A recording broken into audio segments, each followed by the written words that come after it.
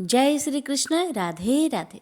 आप सभी भक्तों पर कृष्ण भगवान और राधा रानी की कृपा सदा सर्वदा बनी रहे। प्यारे भक्तों, आज आप रसपान करेंगे माघ महात्म्य का 8वां अध्याय की आगे की वृंतांत। यमदूत कहने लगे कि तुमने बड़ी सुंदर व्रता पूछी है, यद्यपि मैं पराधीन हूँ, फिर भी तुम्हारे स्नेहवश अपनी बुद्धि के अनुसार बताता हूँ। जो प्राणी काया, वाचा और मनसा से कभी दूसरों को दुख नहीं देते, वे यमलोक में नहीं जाते।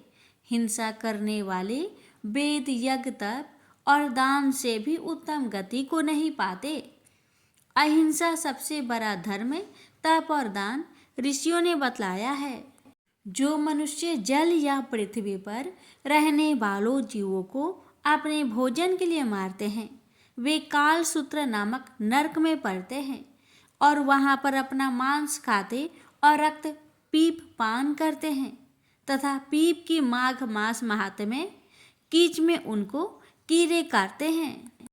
हिंसक जन्माद, काने, कुबरे, लूले, लंगड़े, दरिद्री और अंगहीन होते हैं। इस कारण इस-लोक तथा परलोक में की सुख इच्छा रखने वालों को काया, वाचा तथा मन से दूसरों का द्रोह नहीं करना चाहिए। जो हिंसा नहीं करते, उनको किसी प्रकार का भय नहीं होता। जिस तरह सीधी और टेढ़ी दोनों प्रकार की बहने वाली नदियाँ समुद्र में मिल जाती है, वैसे ही सब धर्म अहिंसा में प्रवेश कर जाते हैं। ब्रह्मचारी, गृहस्थ, वानप्रस्थी तथा यति सभी अपने अपने धर्म का पालन करने और जितेंद्रिय रहने से ब्रह्मलोक को प्राप्त करते हैं। जो जलाशय आदि बनाते हैं और सदैव पांचों यज्ञ करते हैं, वे यमपुरी में नहीं जाते। जो इंद्रियों के वशीभूत नहीं हैं, वेदवादी हैं और नित्य ही अग्नि हवन यज्ञ का पूजन भी करते हैं, वे स्वर्ग को जाते हैं। युद्ध भूमि में जो सूरवीर पर जाते हैं, वे सूर्यलोक को ले प्राप्त होते हैं। जो स्त्री शरण में आए हुए दोह तथा ब्राह्मण की रक्षा के लिए प्राण देते हैं, वे कभी स्वर्ग से नहीं लौटते। जो मनुष्य असहाय लोगों, वृद्ध, अनाथ तथा गरीबों का पालन करते हैं, वे भी स्वर्ग में जाते हैं। जो वैसे मनुष्य गौओं के लिए पानी की व्यवस्था करते हैं तथा जो लोग कुआं, तालाब और बावड़ी बनवाते हैं, वे भी सदैव स्वर्ग में निवास करते हैं। जैसे जैसे जीव इनमें पानी पीते हैं, वैसे ही उनका धर्म बढ़ता है। जल से ही मनुष्य के प्राण हैं, इसलिए जो प्याऊ आदि लगवाते हैं, अक्षय स्वर्ग को प्राप्त होते हैं। बड़े बड़े यज्ञ भी वह फल नहीं देते जो अधिक छाया वाले वृक्ष मार्ग में लगाने से देते हैं। जो अच्छे और अच्छी छाया वाले मार्ग के वृक्षों को काटता है, वह नरकगामी होता है। तुलसी का वृक्ष लगाने वाला सब पापों से छूट जाता है। जिस घर में तुलसी वन है, वह तीर्थ समान है और उस घर में कभी यमदूत नहीं जाते। तुलसी की सुगंध से पितरों का चित्त आनंदित हो जाता है और वे विमान में बैठकर विष्णुलोक को जाते हैं। नर्मदा नदी का दर्शन, गंगा का स्नान और तुलसी दल का स्पर्श, यह सब बराबर बराबर फल देने वाले हैं। हर एक द्वादशी को ब्रह्मा भी तुलसी का पूजन करते हैं।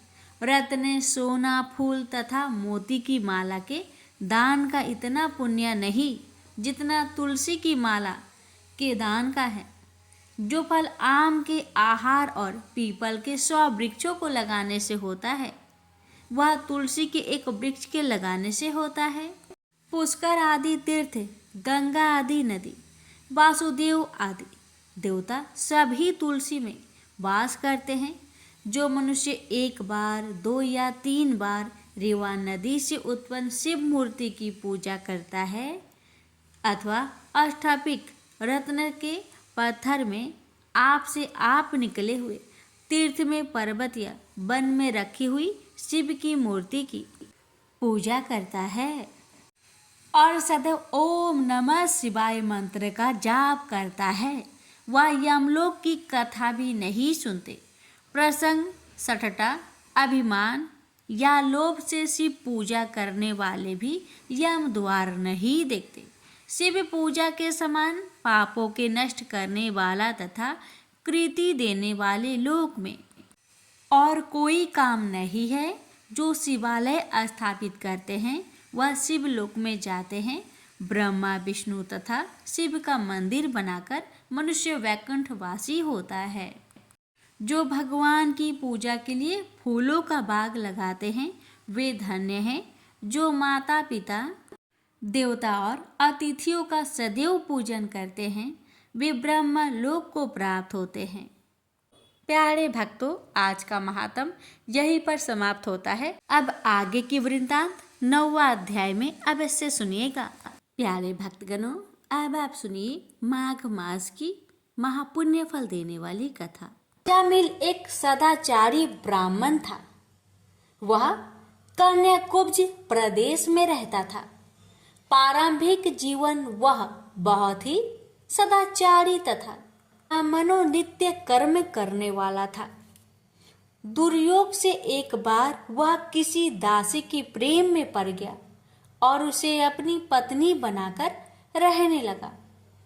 उसकी कुसंगति के कारण उसके विचार दूषित हो गए और दुष्कर्मों से वह अपनी जीविका चलाने लगा। वह लूटपाट तथा हत्या जैसे बुरे कार्य में हमेशा लगा रहता था।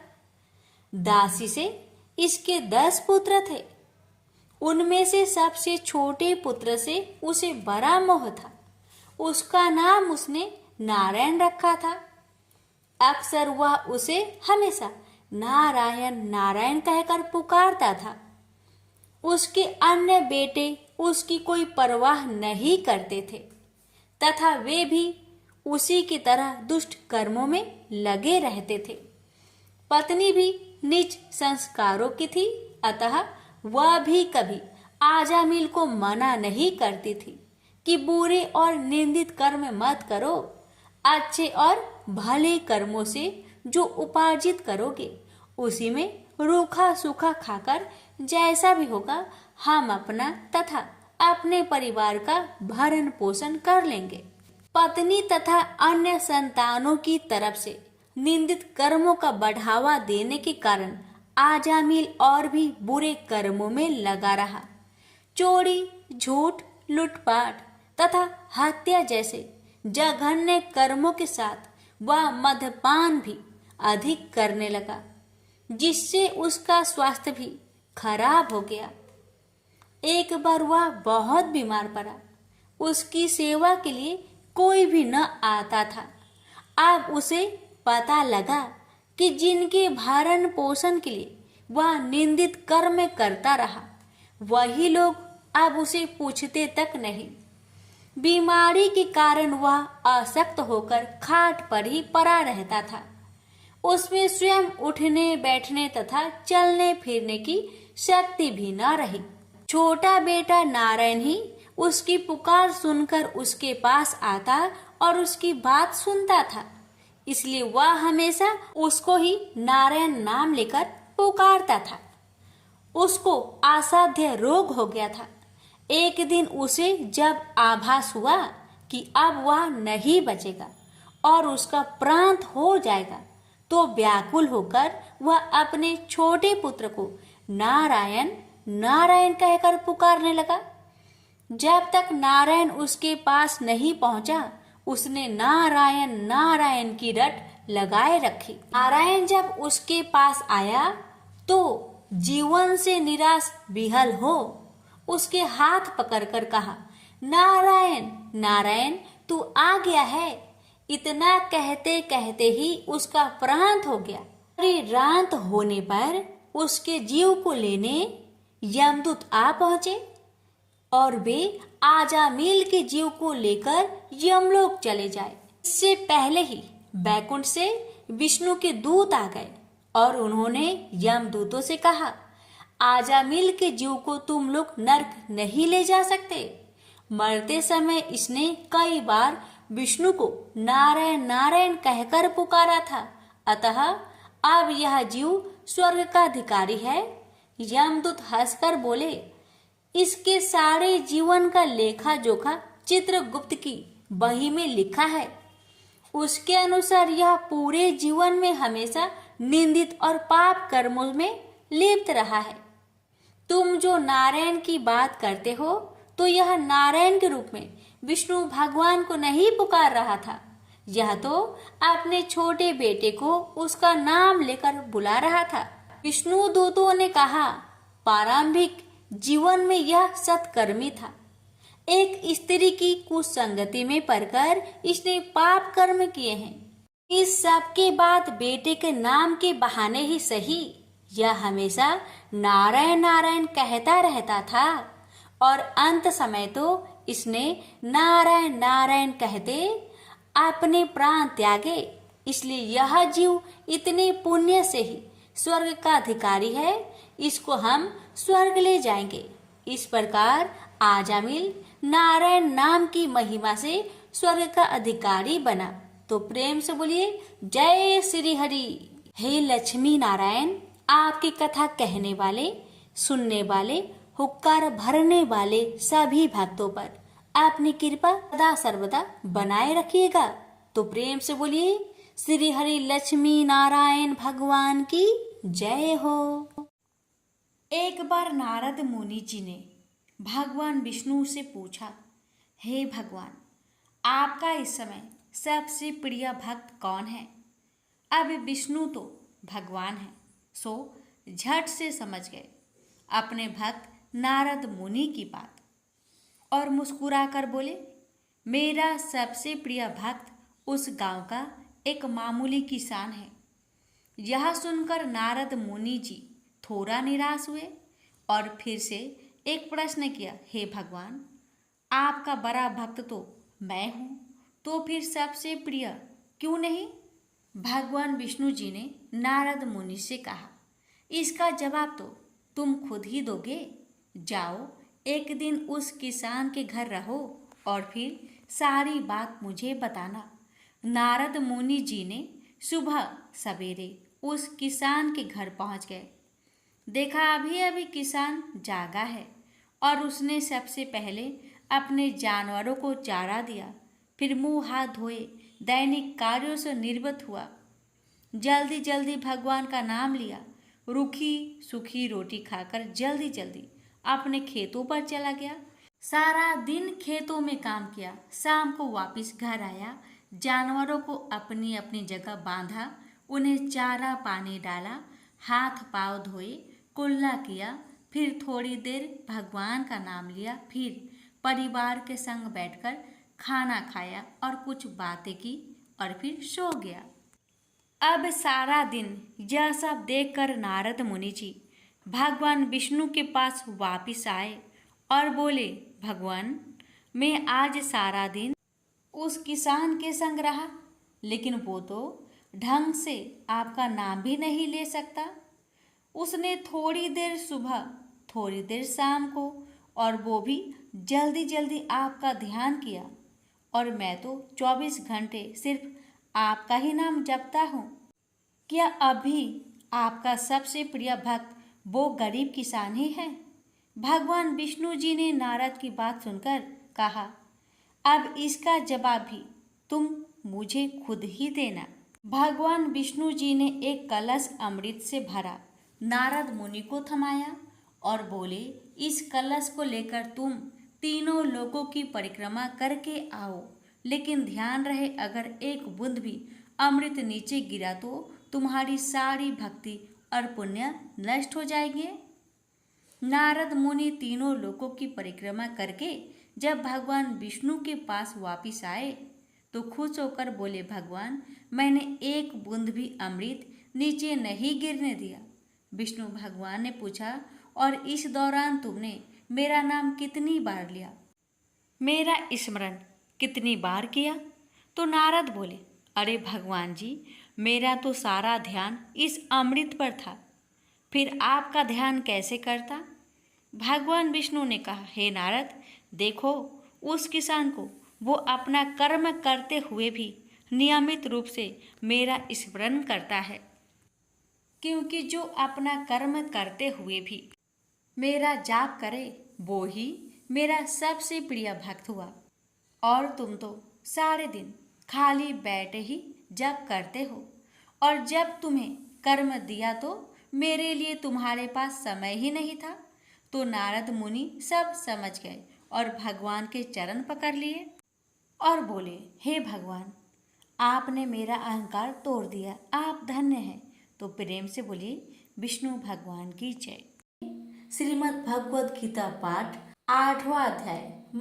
यह अध्याय संक्षेप में कुछ महत्वपूर्ण शब्दों और अवधारणाओं का वर्णन करता है, जिनका उपनिषदों में विस्तार से उल्लेख किया गया है।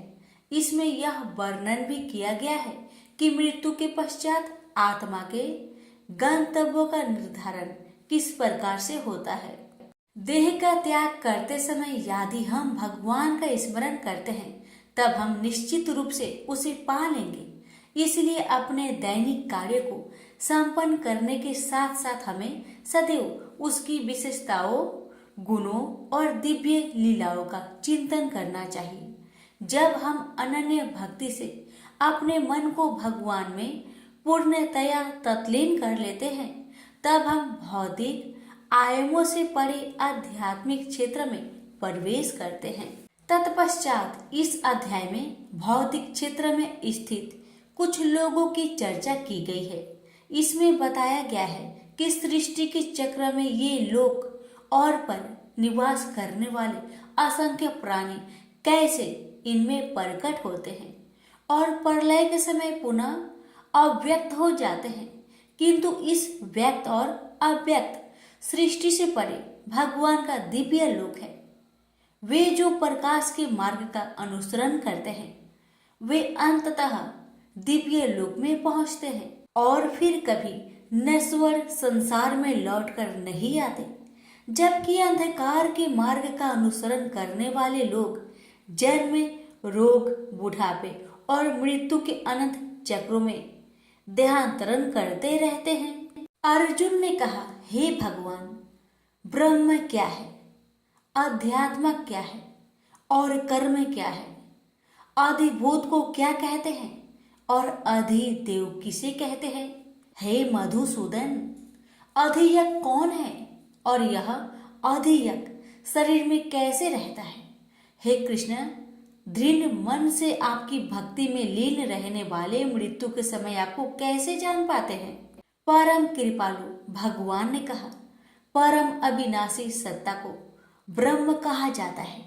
किसी मनुष्य की अपनी आत्मा को अध्यात्म कहा जाता है। प्राणियों के दैहिक व्यक्तित्व से संबोधित कर्म और उनकी विकास प्रक्रिया को कर्म या सकाम कर्म कहा जाता है। हे देवधारियों में श्रेष्ठ, भौतिक अभिव्यक्ति जो निरंतर परिवर्तित होती रहती है उसे अधिभूत कहते हैं। भगवान का विश्व रूप जो इस सृष्टि में देवताओं पर भी शासन करता है उसे अधिदेव कहते हैं। सभी प्राणियों के हृदय में स्थित मैं परमात्मा अधियज्ञ सभी यज्ञों का स्वामी कहलाता हूँ। वे जो शरीर त्यागते समय मेरा स्मरण करते हैं वे मेरे पास आएंगे। इस संबंध में निश्चित रूप से कोई संदेह नहीं है। हे कुंती पुत्र, मृत्यु के समय शरीर छोड़ते हुए मनुष्य जिसका स्मरण करता है वह उसी गति को प्राप्त होता है, क्योंकि वह सदैव ऐसे चिंतन में लीन रहता है। इसलिए सदा मेरा स्मरण करो और युद्ध लड़ने के अपने कर्तव्य का भी पालन करो।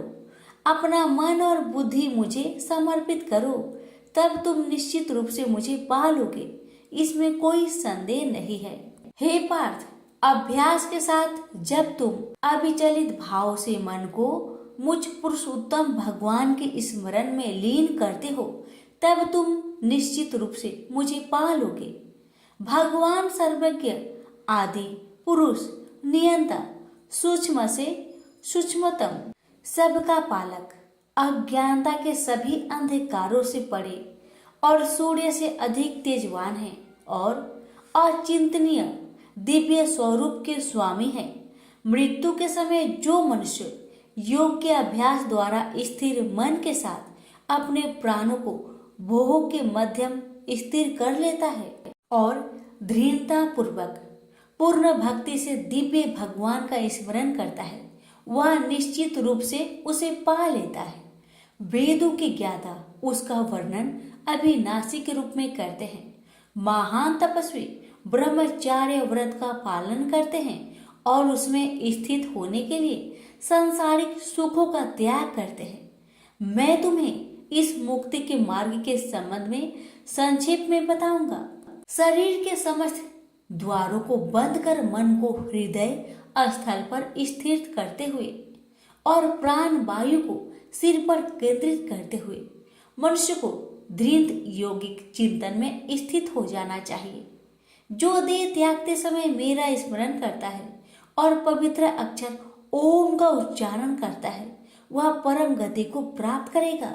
हे पार्थ, जो योगी अनन्य भक्ति भाव से सदैव मेरा चिंतन करते हैं, उनके लिए मैं सरलता से सुलभ रहता हूँ, क्योंकि वे निरंतर मेरी भक्ति में तल्लीन रहते हैं। मुझे प्राप्त कर महान आत्माएं फिर कभी इस संसार में पुनः जन्म नहीं लेती, जो अनित्य और दुखों से भरा है, क्योंकि वे पूर्ण सिद्धि प्राप्त कर चुकी होती हैं। हे अर्जुन, इस भौतिक सृष्टि के सभी लोकों में ब्रह्मा के उच्च लोक तक तुम्हें पूर्ण जन्म प्राप्त होगा। हे कुंती पुत्र, परंतु मेरा धाम प्राप्त करने पर फिर आगे पूर्ण जन्म नहीं होता। 1000 चक्र के 4 युग महायुग का ब्रह्म का कल्प एक दिन होता है और इसकी अवधि की उसकी एक रात्रि होती है। इसे वही बुद्धिमान समझ सकते हैं जो दिन और रात्रि की वास्तविकता को जानते हैं। ब्रह्मा के दिन के शुभ आरंभ पर सभी जीव अव्यक्त अवस्था से व्यक्त होते हैं और रात्रि होने पर पुनः सभी जीव अव्यक्त अवस्था में लीन हो जाते हैं। ब्रह्मा के दिन के आगमन के साथ असंख्य जीव पुनः जन्म लेते हैं और ब्रह्मांडीय रात्रि के आने पर अगले ब्रह्मांडीय दिवस के आगमन पर स्वतः पुनः प्रकट होने के लिए विलीन हो जाते हैं। व्यक्त और अव्यक्त सृष्टि से परे अन्य अव्यक्त स्वास्थ्य आयाम है।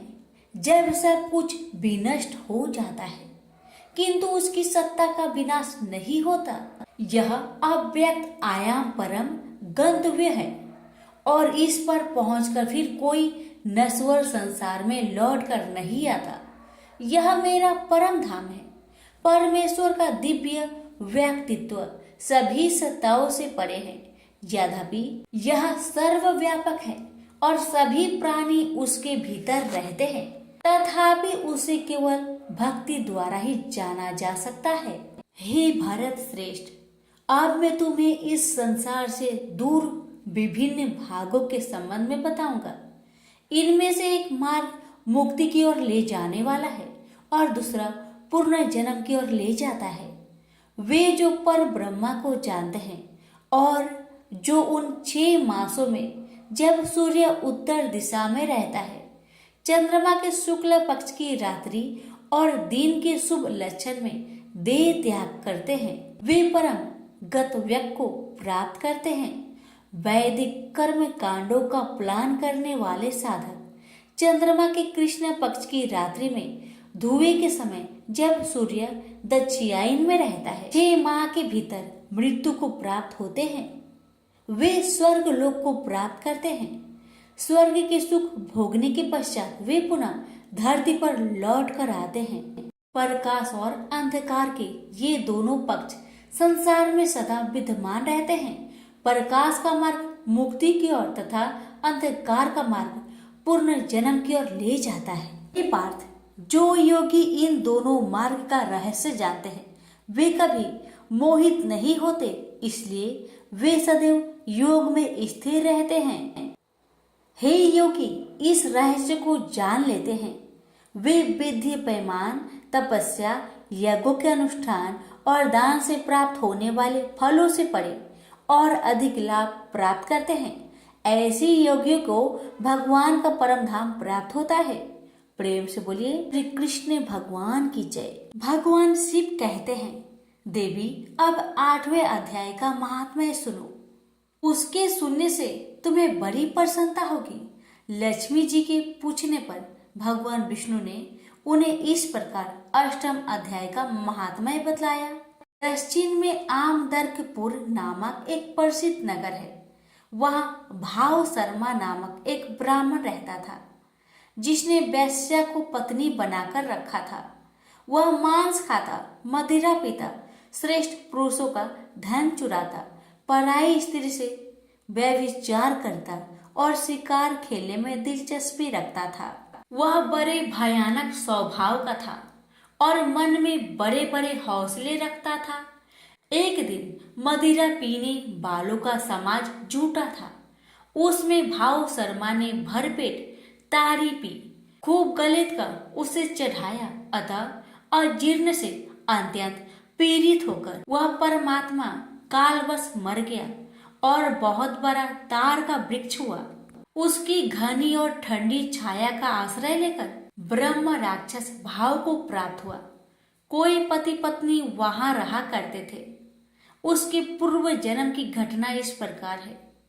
एक कुशीबल नामक ब्राह्मण था, जो वेदांग के तत्वों का ज्ञाता, संपूर्ण शास्त्रों के अर्थ का विशेषज्ञ और सदाचारी था। उसकी स्त्री का नाम कुमति था। वह बड़े खोटे विचार की थी। वह ब्राह्मण विद्वान होने पर भी अत्यंत लोभवश अपनी स्त्री के साथ प्रतिदिन भैंस, काल पुरुष और घोड़े आदि बड़े दानों को ग्रहण किया करता था, परंतु दूसरे ब्राह्मणों को दान में मिली हुई कौड़ी भी नहीं देता था। वे ही दोनों पति पत्नी कालवश मृत्यु को प्राप्त होकर ब्रह्म राक्षस हुए। वे भूख और प्यास से पीड़ित हो इस पृथ्वी पर घूमते हुए उसी तार वृक्ष के पास आए और उसके मूल भाग में विश्राम करने लगे। इसके बाद पत्नी ने पति से पूछा, हे नाथ, हम लोगों का यह महान दुख कैसे दूर होगा तथा इस ब्रह्म राक्षस योनि से किस प्रकार हम दोनों की मुक्ति होगी? तब उस ब्राह्मण ने कहा, ब्रह्म विद्या के उपदेश, आध्यात्मिक तत्व के विचार और कर्म विधि के ज्ञान बिना किस प्रकार संकट से छुटकारा मिल सकता है? यह सुनकर पत्नी ने पूछा कि तद ब्रह्मा की मध्यात्मा की कर्म पुरुषोत्तम वह ब्रह्म क्या है, अध्यात्म क्या है और कर्म कौन सा है? उसकी पत्नी के इतना कहते ही जो आश्चर्य घटना घटित हुई उसको सुनो। उपयुक्त वाक्य गीता के 8वें अध्याय का श्लोक था। उसके श्रवण से वह वृक्ष उस समय तार के रूप को त्याग कर भाव शर्मा नामक ब्राह्मण हो गया। तत्काल ज्ञान होने से विशुद्ध चित होकर वह पाप के चोले से मुक्त हो गया तथा उस आधे श्लोक के ही महात्म्य से वे पति पत्नी भी मुक्त हो गए। उनके मुख से देवाथी 8वें अध्याय का आधा श्लोक निकल पड़ा था। तदंतर आकाश से एक दिव्य विमान आया और वे दोनों पति पत्नी उस विमान पर आरूढ़ होकर स्वर्ग लोक को चले गए। वहां का यह सारा वृत्तांत अत्यंत आश्चर्यजनक था। उसके बाद उस बुद्धिमान ब्राह्मण भाव शर्मा ने आदर पूर्वक उस आधे श्लोक को लिखा और देव जनार्दन की आराधना करने की इच्छा से वह मुक्तिदायिनी काशीपुरी में चला गया। वहां उस उद्धार बुद्धि वाले ब्राह्मण ने भारी तपस्या आरंभ की। उसी समय क्षीर सागर की कन्या भगवती लक्ष्मी ने हाथ जोड़कर देवताओं के भी देवता जगतपति जनार्दन से पूछा, नाथ, आप सहसा नींद त्याग कर खड़े क्यों हो गए? श्री भगवान बोले, देवी, काशीपुर में भी भागीरथी के तट पर बुद्धिमान ब्राह्मण भाव शर्मा मेरी भक्ति रस से परिपूर्ण होकर अत्यंत कठोर तपस्या कर रहा है। वह अपनी इंद्रियों को बस में करके गीता के 8वें अध्याय के आधे श्लोक का जप करता है। मैं उसकी तपस्या से बहुत संतुष्ट हूँ। बहुत देर से उसकी तपस्या के अनुरूप फल का विचार कर रहा था। प्रिय, इस समय वह फल देने को मैं उत्कंठित हूँ। पार्वती जी ने पूछा, भगवान श्री हरि सदा प्रसन्न होने पर भी जिनके लिए चिंतित हो उठे थे, उस भगवत भाव शर्मा ने कौन सा फल प्राप्त किया है? श्री महादेव जी बोले, देवी द्विज श्रेष्ठ, भाव शर्मा प्रसन्न हुए। भगवान विष्णु के पार्षद को पाकर अत्यधिक सुख को प्राप्त हुआ तथा उसके अन्य वंशज भी जो नरक यातना में पड़े थे, उसी के शुद्ध कर्म से भागवत धाम को प्राप्त हुई। पार्वती, यह 8वें अध्याय का महात्म्य थोड़े में ही तुम्हें बताया है, इस पर सदा विचार करते रहना चाहिए। प्रेम से बोलिए उमापति शंकर भगवान की जय, लक्ष्मी नारायण की जय।